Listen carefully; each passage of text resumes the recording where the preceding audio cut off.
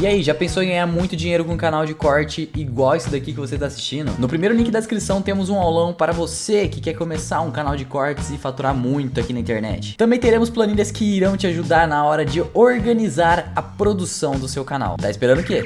O que eu ia te perguntar é o seguinte, tem um livro de um sujeito chamado Robert Greene que chama As Leis da Natureza Humana. E uma das coisas que ele fala é sobre você estar sob uma situação de perigo. Ele dá o exemplo de Dostoiévski. Dostoiévski foi preso num gulag, né, como se fosse um campo de concentração russo, né, e lá ele achava que ele ia morrer. Todo dia ele achava que ele ia morrer. E ele só criou, e ele fala depois, que ele só escreveu tudo que ele escreveu, que são obras e obras, né, de uma qualidade literária ímpar, porque ele não sabia se ele ia viver no dia seguinte. Como que a gente consegue analisar essas duas estruturas? Porque o que você está me falando, óbvio, né, que é fruto de estudo e análise, e faz todo sentido, né? Se você tem uma mente mais preparada, se você tem uma condição melhor, né, se tem uma estrutura melhor, você vai perceber melhor os pequenos prazeres e você vai querer menos o prazer artificial, se dá para a gente colocar assim. Né? A razão pela qual também eu percebo que paciente meu, que quando ele começa a aumentar a intensidade de treino e que ele fuma, ele começa a diminuir a quantidade de cigarro. Perfeito. Perfeito. Ele acha em outro lugar o prazer. O cigarro começa a conflitar. Exatamente. Mas como que a gente explica essa situação, Wesley? Essa situação, ela tem alguma coisa a ver? Esse vislumbre da morte iminente, ou essa sensação de perigo, essa sensação de desconforto extremo? Porque aí a gente está no outro oposto, né? O cara que está na situação terrível, né? Por que ele tem uma atitude que vai jogar ele para frente? É difícil, é uma pergunta muito difícil de responder. Mas existem algumas vias neurobiológicas que podem tentar explicar. Por exemplo, primeiro, quando você está num contexto de estresse muito alto, cortisol alto, glicocorticoides alto, existe uma modulação inteira no seu cérebro que favorece você a ter um comportamento ou de luta ou de fuga. Você tende a ter um comportamento mais externalizado ou de vencer a situação, que são aquelas pessoas que mesmo num contexto muito precário conseguem se superar, ir para cima e fazer e vencer. Iniciativa, talvez? Iniciativa. Tem aquelas outras pessoas que tendem a sucumbir. Agora, frente a uma situação de estresse, uma das coisas mais eficazes em reduzir o estresse é a agressividade. Se você pega um roedor ou um macaco e estressa muito ele morde o coleguinha ou briga com o colega, mesmo o colega não tendo feito nada. Pra descontar. E o cortisol dele desce quando ele é agressivo. É sério. A pessoa ela desconta, ela é agressiva e relaxa. Não sei a função evolutiva exatamente disso.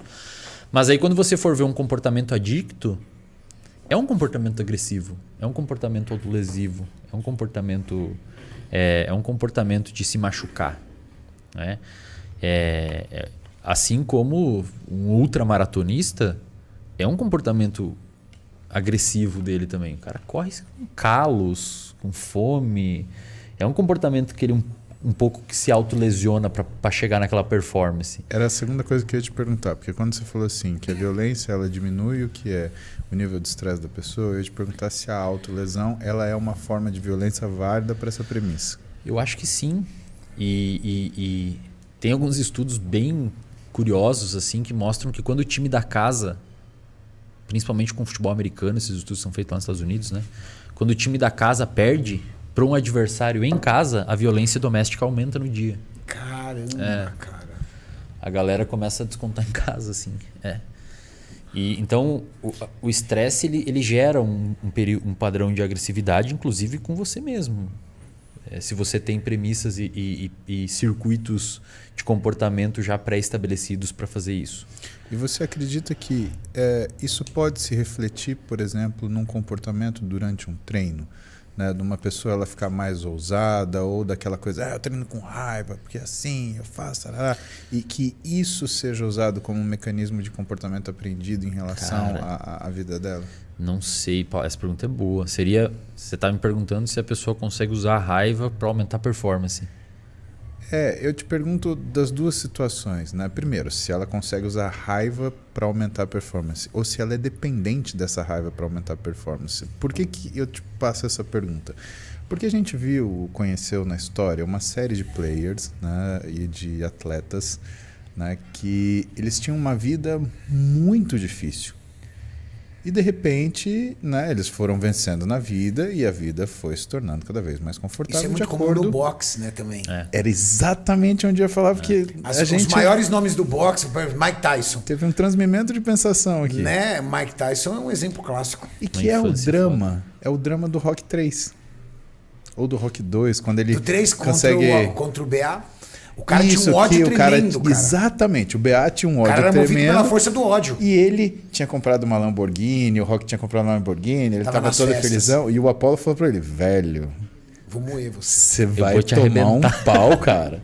Você tá achando que você vai lutar com o cara, que você vai ficar bom, que você vai ganhar. O cara vai te matar. E aí acontece toda aquela confusão, né? E é por isso que eu ia te perguntar. Então, primeiro, existe, né, uma racionalização que você possa usar isso para se movimentar para frente? E do outro lado, né, existe uma... Se há essa racionalização, há essa dependência, eu só consigo treinar se eu estiver extremamente estressado? Ou melhor até, ou o ódio vira um motivo, um veículo de motivação para o cara acordar. Fala assim, eu tenho que pegar aquele cara. Com certeza. Porque isso é muito comum no MMA, né? O cara ali ele tá ali numa intensidade de treino. Quando falam que ele tem uma luta, ele já agarra o ódio do cara e o alvo do cara é aquele cara. E aí ele já muda o treino dele na hora. Assim, todo comportamento ele tem uma função. Isso é uma coisa muito importante pra galera de casa entender. Todo o comportamento tem uma função. A gente nunca se comporta ou emite um comportamento sem ter função. Por exemplo, você está em casa de noite e você comeu um doce que não estava planejado na sua dieta. Teve uma função isso. Você estava com fome? De verdade?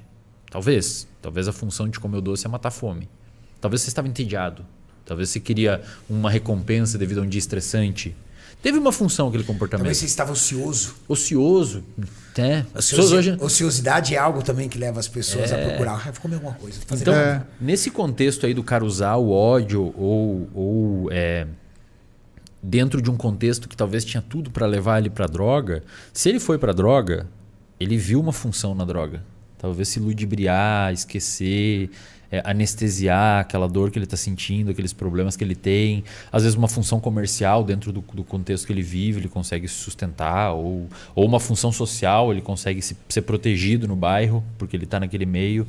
Se ele vê isso no esporte, fantástico.